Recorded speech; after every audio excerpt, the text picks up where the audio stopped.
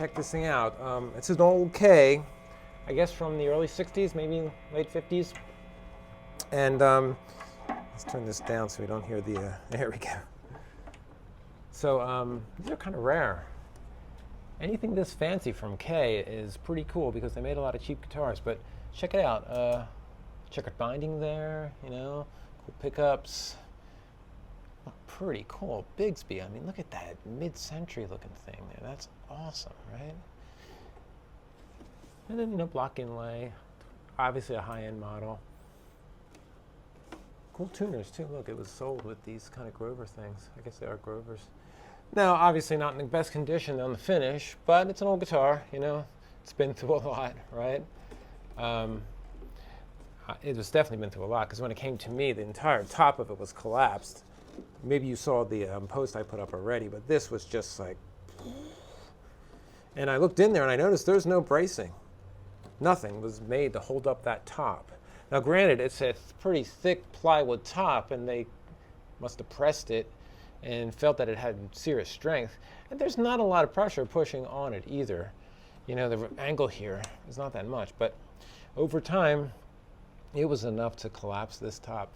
Or maybe there was something laying on it over the years. I have no idea, but it, you know, the F-hole here was indented in.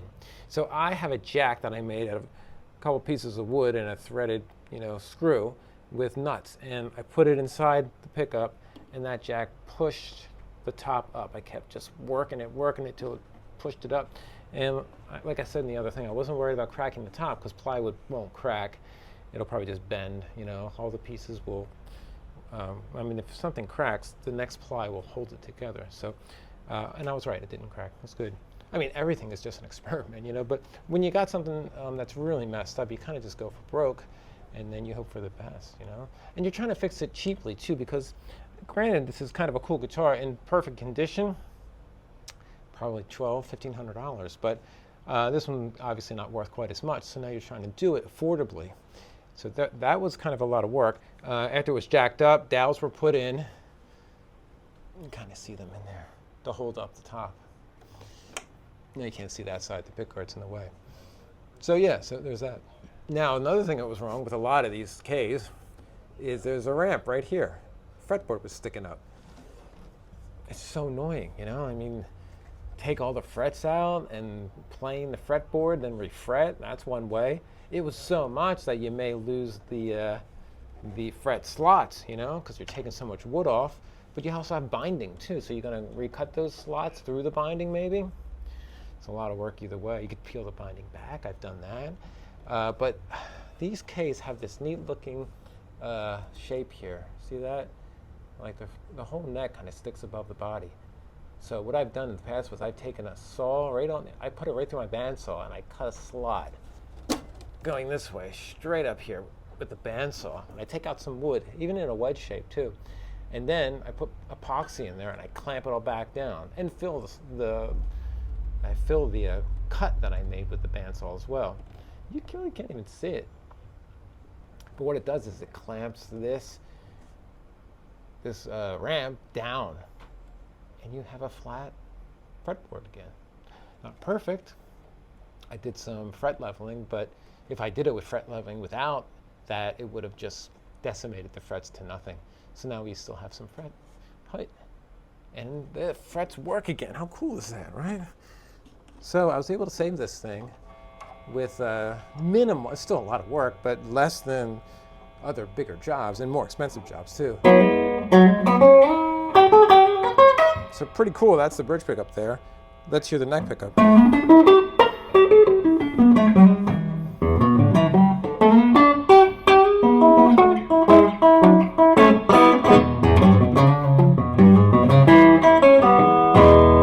Sweet sounding guitar, it's pretty cool, right?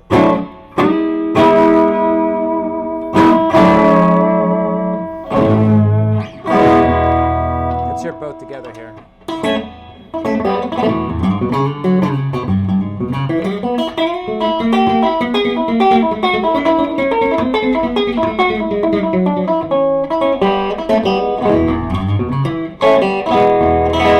I think that might be the tone, right?